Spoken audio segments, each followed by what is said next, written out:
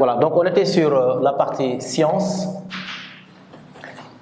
Voilà, science et philosophie, d'accord?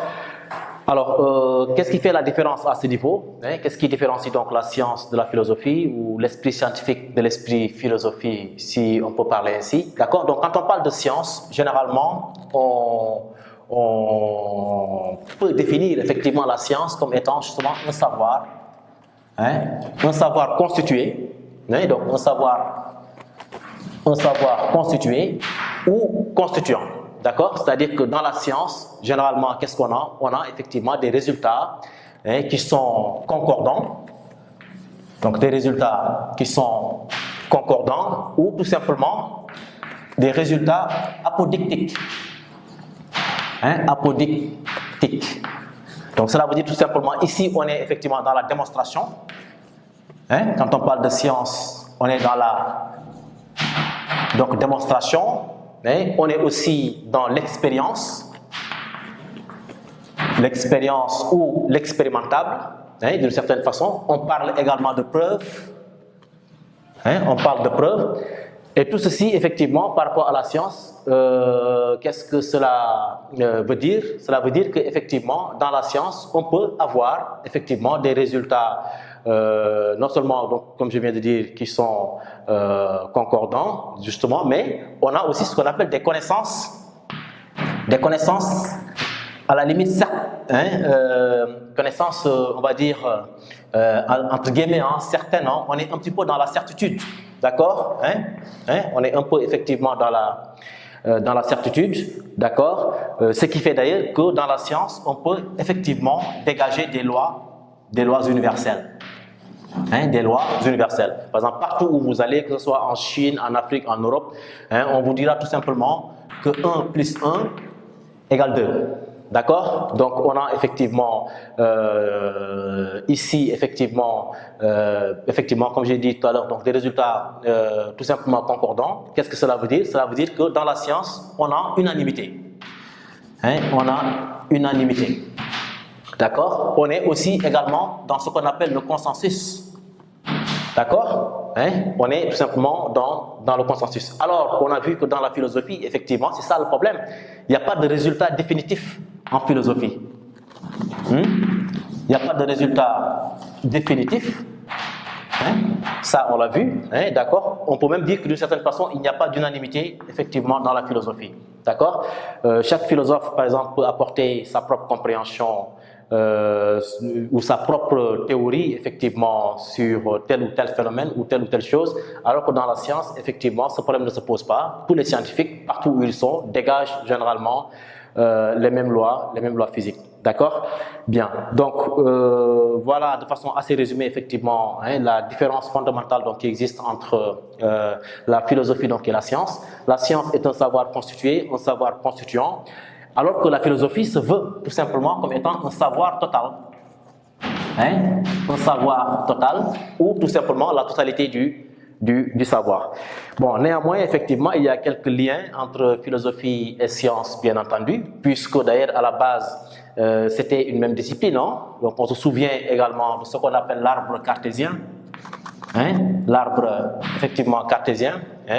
Que j'avais expliqué effectivement lors des séances précédentes, à savoir que généralement, au tout début justement, toutes les disciplines étaient dans la philosophie, la biologie, la médecine, la science, la politique, la psychologie, etc. Donc c'est à partir du XVIIIe siècle, que les autres sciences effectivement se sont affranchies. D'accord, qu'on parle aujourd'hui de mathématiques de façon séparée ou qu'on parle de géométrie de façon séparée, mais à la base, la plupart des grands philosophes étaient donc soit philosophes et physiciens, philosophes et juristes également, etc. D'accord? Donc il y a un lien vraiment étroit, et d'ailleurs ce qui fait qu'aujourd'hui même, malgré l'affranchissement ou la séparation, la science fait toujours appel aussi à la philosophie. D'accord? Beaucoup de scientifiques aujourd'hui sont devenus des philosophes, ou même beaucoup de philosophes sont des scientifiques, d'accord? On le voit actuellement en Europe et un peu partout effectivement dans le monde. Et c'est pour ça d'ailleurs que certains même pensent, certains comme le philosophe français Edgar Morin, Edgar Morin. Donc, il pense effectivement que la science a besoin effectivement de la philosophie d'un point de vue éthique. D'accord? La science a besoin d'une certaine façon d'être, entre guillemets, responsabilisée. D'accord? Ou tout simplement, il faut rationaliser la science. On a vu qu'aujourd'hui, avec toutes les découvertes effectivement qu'on a, les bombes atomiques, d'accord, le clonage, l'euthanasie, donc on sait qu'aujourd'hui, la science qui, à la base, devait résoudre ou répondre à certaines questions de l'homme, aujourd'hui pose problème. Pose problème d'un point de vue de la création, pose problème d'un point de vue existentiel. Puisqu'on sait qu'aujourd'hui, avec le développement scientifique, d'accord, le monde, l'humanité peut être tout simplement, effectivement, l'homme peut se détruire du jour au lendemain.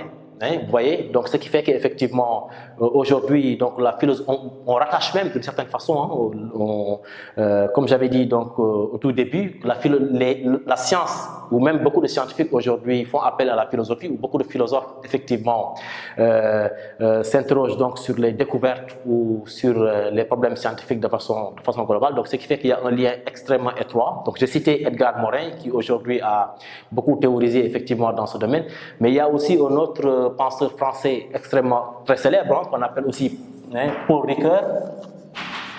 Paul Ricoeur effectivement qui a réfléchi aussi dans ce domaine. Donc aujourd'hui même on parle effectivement d'éthique ou de bioéthique par rapport à la science, donc pour rationaliser effectivement la science, ou pour effectivement comment dirais-je encore, utiliser la raison dans tout ce qui est découverte scientifique de façon générale. Donc il n'y a pas que ces auteurs, on peut citer effectivement Léon Schwarzenberg, Joseph Roussel. Il y a beaucoup de penseurs aujourd'hui effectivement qui s'interrogent, d'accord, et comme je disais encore une fois, beaucoup de scientifiques aujourd'hui effectivement font appel à la philosophie effectivement pour rationaliser un petit peu la question des découvertes en cours. Bien, voilà, donc le dernier point effectivement qui reste, on parle effectivement de philosophie et doxa.